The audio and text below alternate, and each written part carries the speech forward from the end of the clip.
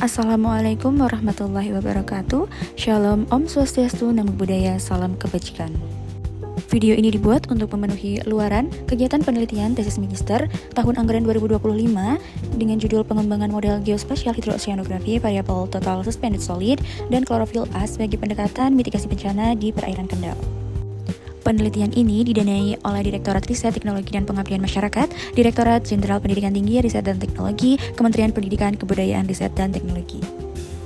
Berikut merupakan beberapa dokumentasi dari penelitian yang kami lakukan di Kendal, khususnya di daerah Rolosari, di Desa Gempol Sewu, Kendal. Penelitian dilakukan dengan mengikuti prosedur untuk mendapatkan hasil penelitian yang akurat.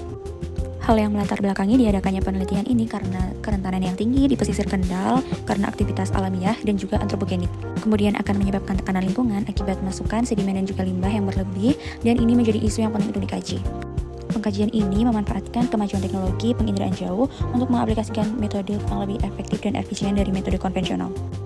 Urgensi dari penelitian ini itu karena banyaknya aktivitas di pesisir Kendal seperti adanya pelabuhan dan kemudian pariwisata. Aktivitas tersebut nantinya akan membawa beberapa runoff sedimen daratan menuju ke perairan, yang mana jika terjadi terus-menerus akan menyebabkan sedimentasi dan juga nanti akan mempengaruhi konsentrasi klorofil yang nantinya akan menyebabkan produktivitas primer menurun. Namun hubungan TSS, klorofil dan juga parameter lingkungan perlu dikaji apakah memiliki dampak positif maupun negatif untuk pemantauan kualitas perairan dan juga kemudian apa hubungannya dengan mitigasi bencana di daerah Kendal mendatang. Untuk itu, penelitian ini nantinya akan menganalisis konsentrasi dari kedua parameter tersebut. Nilai in situ atau lapangan ini nantinya akan digunakan untuk validasi dari nilai citra satelit. Nilai in situ yang digunakan sebanyak 68 titik, yang mana setengah dari titik ini akan digunakan untuk generate algoritma dan setengahnya lagi digunakan untuk validasi. Data in situ akan diolah sesuai dengan prosedur laboratorium, sedangkan data dari citra satelit akan diolah menggunakan software. Kebaruan dari penelitian ini yaitu mengaplikasikan Landsat 9 yang sebelumnya belum pernah dilakukan di perairan Kendal. Untuk studi terdahulu telah memakai Sentinel-2, Sentinel-3 maupun citra aquamodis. Namun untuk studi terdahulu juga hanya menggunakan beberapa titik saja, sekitar 9-12 titik. Dan untuk penelitian ini akan digunakan 68 titik, yang mana merupakan kebaruan yang diaplikasikan pada penelitian ini. Berikut merupakan map lokasi dari titik penelitian yang dilakukan. Penelitian dilakukan sesuai dengan diagram alir yang mengacu pada studi literatur.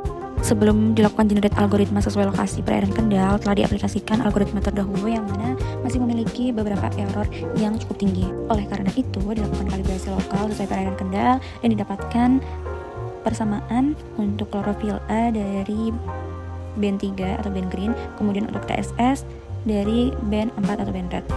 Lalu dilakukan uji akurasi juga dan mendapatkan nilai error yang lumayan kecil, lebih kecil dari algoritma existing. Kemudian dilakukan uji validasi juga, mendapatkan nilai mendekati 1. Kemudian hasil parameter pendukung seperti angin dan juga arus diolah untuk melihat bagaimana sebaran dari TSS dan klorofil sendiri saat sedang sampling. Dari hasil yang didapatkan dapat dibuat map sekitar temporal dari sebaran klorofil A dengan algoritma terpilih yang menunjukkan 4 musim, dari musim hujan, peralihan 1, musim kemarau hingga peralihan 2. Kemudian untuk map dari TSS sendiri juga bisa dilihat untuk sebaran 4 musim, yang mana diwakilkan dengan 1 bulan dari masing-masing musim.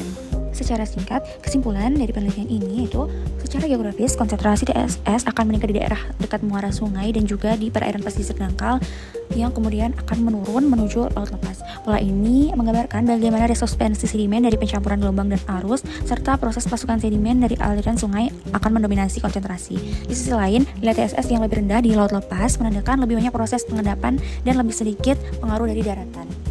Untuk pengaruhnya pada parameter klorofil A tidak selalu tinggi di daerah pesisir, namun dapat juga memiliki hubungan terbalik dari TSS, yang mana hal ini menunjukkan bahwa TSS yang tinggi dapat juga membatasi perkembangan fitoplankton karena berkurangnya penetrasi sinar matahari menuju ke kolam perairan, sehingga konsentrasi klorofil A akan menurun.